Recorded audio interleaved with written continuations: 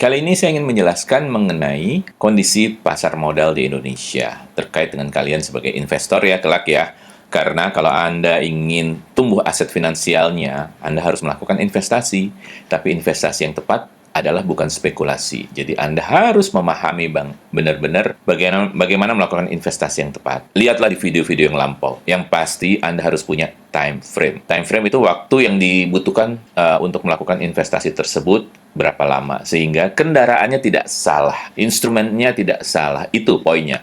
Kalau saya bicara detail, silahkan buka di rekaman program-program kami yang sebelumnya, baik di YouTube, di IG, itu juga sama, di beberapa platform media sosial lain. Oke, ini ingin saya jelaskan, ini per hari kemarin IHSG berwarna merah.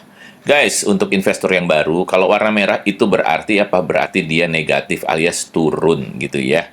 Turun, potensialnya dia turun gitu. Nah, kalau seperti ini, jika dia merah terus-menerus seperti yang kemarin kita sampaikan bahwa IHSG kalau dia merah terus-menerus itu adalah all time low. Artinya dia akan di bawah terus, di bawah terus.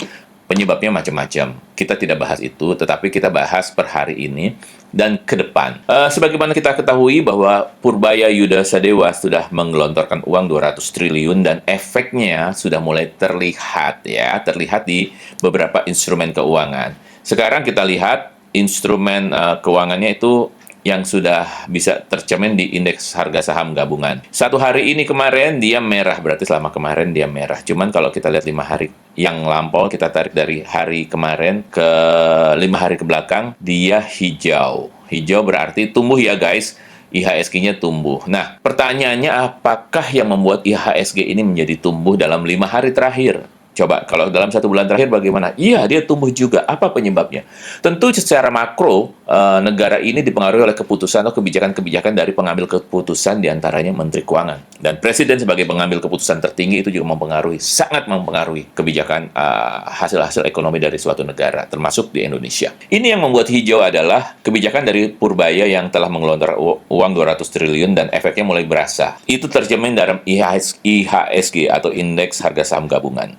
Nah, kenapa dia bisa hijau? Karena yang pertama kali terlihat oleh masyarakat investor di pasar modal adalah imbasnya terhadap bank himbara atau bank negara atau bank BUMN. Imbasnya seperti apa? Imbasnya pasti positif buat mereka, ya. Dan dengan imbasnya positif buat mereka, mereka bisa menyalurkan kredit ke beberapa perusahaan-perusahaan yang memang membutuhkan dana kredit. Karena suku bunganya pasti akan secara gradual atau berkala akan terus menurun dan menurun. Suku bunga kredit saya bicara ya. Otomatis suku bunga deposito juga turun gitu kan.